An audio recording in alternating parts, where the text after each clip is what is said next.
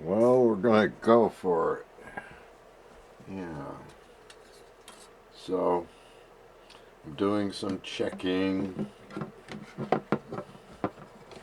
and making some reference lines.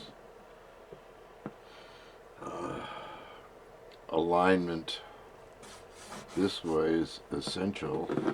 This is very small, light lead. I'm doing that here. We're going to do a lot of work here, so I'm not worried about it.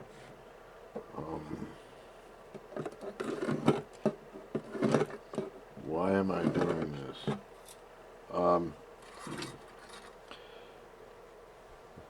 Sometimes we'll check across corners to make sure the bridge isn't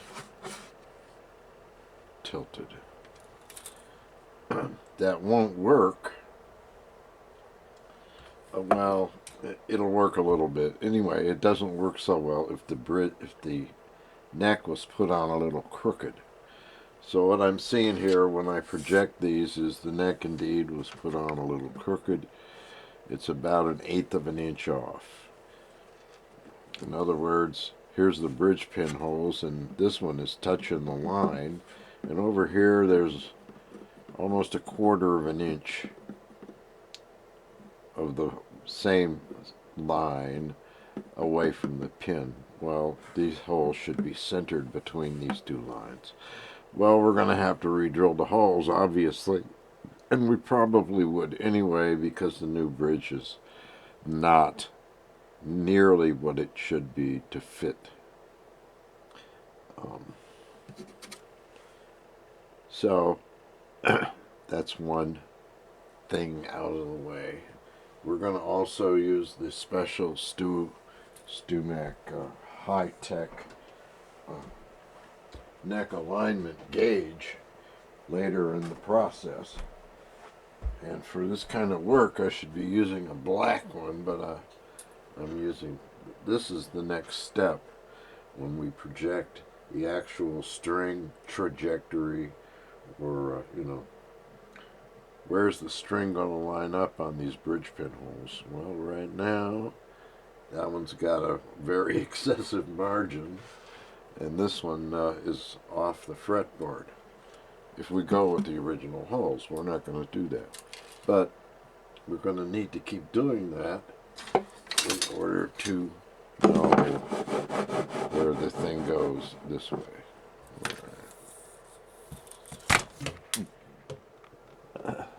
Now I've got the line here. I'm going to next try to just locate it this way at 24 and 3/4, just a little bit off, and this way 24 and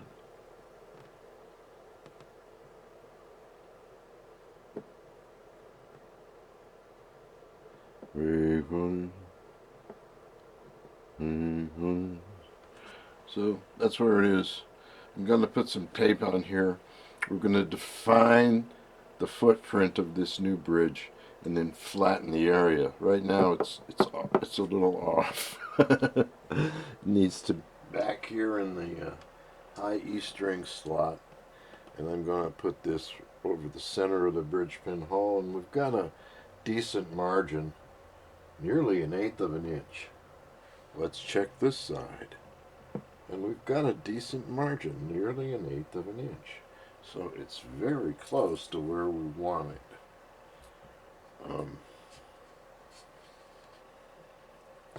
Just for the time being, I'm going to do this. You can try to back the tape up to it, but I put 2 layers here just to get started.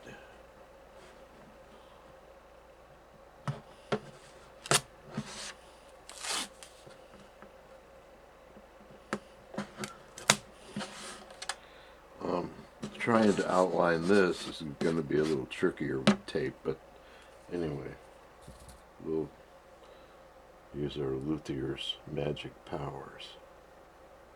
We're getting close.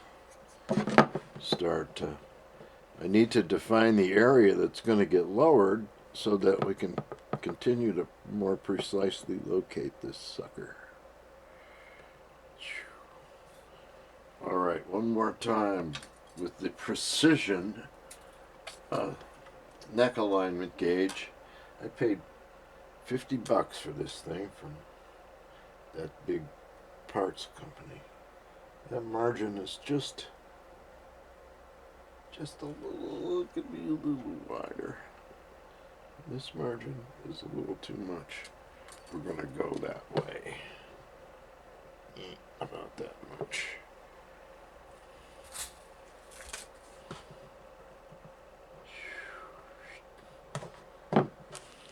So, as I said, the guitar top develops a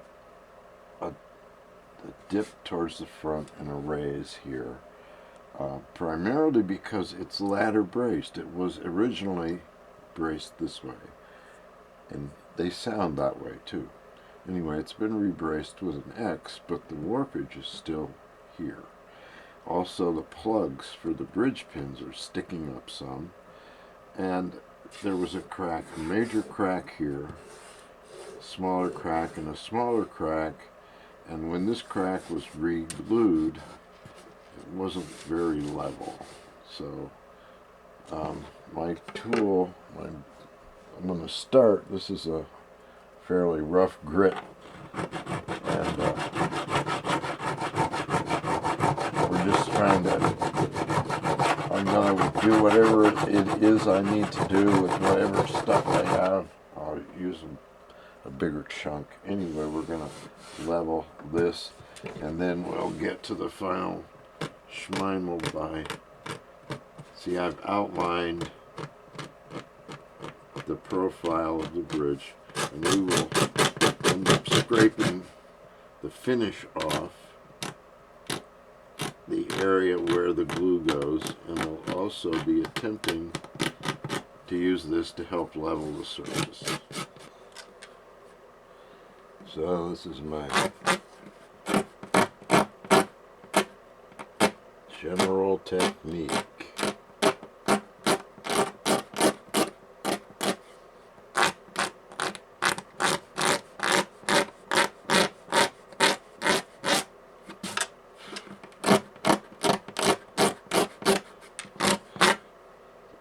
And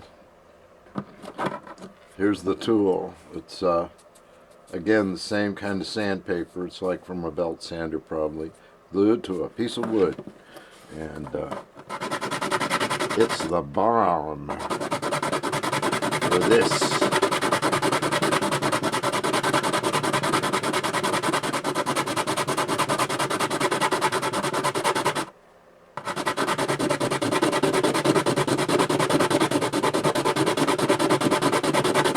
Pegs are like hard something, and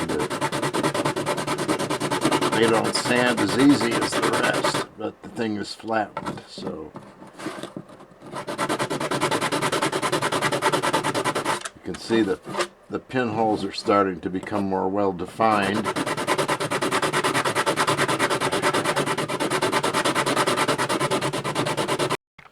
So we're just continuing with the process.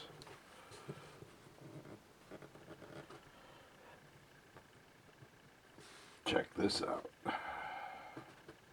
Get this in here. This is the back edge. I've got that down somewhat, but it's still there. Or the front edge. Yes. Anyway, at the very least, we're going to have to get the rock out of here. It's a mess. So, straight and flat.